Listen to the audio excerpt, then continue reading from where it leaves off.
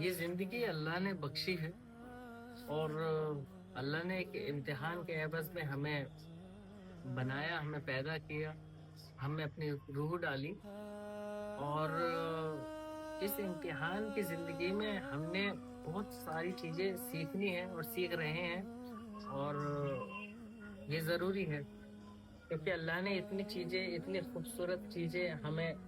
دنیا میں عطا کری ہے کہ ہم اس کا شکر ادا بھی نہیں کر سکتے اتنی سی زندگی میں۔ تو ہمیں چاہیے کہ ہماری زبان تو شکر پہ ہی اٹکی رہے۔ سچ بات بولوں تو کہ لوگ اتنے ناشکرے ہو چکے ہیں کہ، اور اس کا مطلب وہ سوچتے ہیں کہ ہمارے پاس دولت ہے، ہمارے پاس چیزیں ہیں، یا ہم اس قابل ہیں کہ ہم جو چاہے وہ کر سکتے ہیں۔ تو اس دھوکے میں نہ رہو، کہیں وہ آپ ان لوگوں میں سے نہ ہو جن لوگوں کو اللہ نے چھوٹ دے دی ہے، مطلب جس کو بولتے ہیں رسی ڈھیلی کر دینا، کہ اللہ نے صاف بتایا ہے کہ میں نے کہ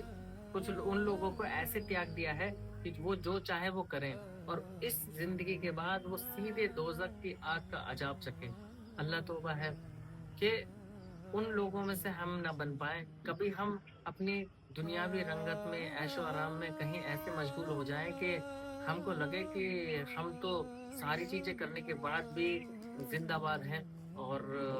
ہم برائی بھی کرتے ہیں تو ہم پہ کوئی فرق نہیں ہوتا، کوئی عذاب نہیں آتا، ہم کوئی غلط کام بھی کرتے ہیں تو ہم پہ کوئی عذاب نازل نہیں ہوتا۔ تو اس چیز میں آپ اپنے آپ پہ گھمنڈ نہ کریں، کہیں ایسا نہ ہو کہ آپ اس لسٹ میں ہو جس لسٹ میں اللہ نے ان کو اپنی رحمتوں سے ہی نکال دیا ہے۔ تو وہ دنیا میں تو عیش و آرام کر پائیں گے، سب کام کر پائیں گے، لیکن آخرت میں جب ان کو قیامت کے دن اٹھایا جائے گا تو اس چیز کا بدلہ تب ملے گا، اور تب وہ روئیں گے، سالوں سال روئیں گے، وہ اس جہنم کے آگ سے نکلنا بھی چاہیں گے تو پھر دوبارہ دھکیل دیا جائیں گے۔ تو میرے دوستو، اپنے آپ کو ایسا نہ بننے دیجیے کہ کہیں آپ اس لسٹ میں پہنچ جائیں،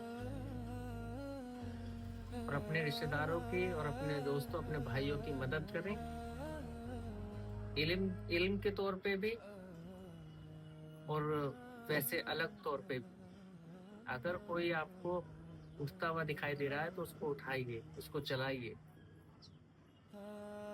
دنیا کے علم سے بھی نوازیے اور دنیاوی علم سے بھی نوازیے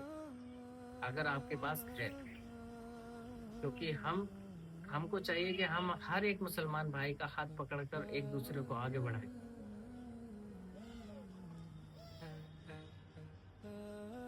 اللہ حافظ۔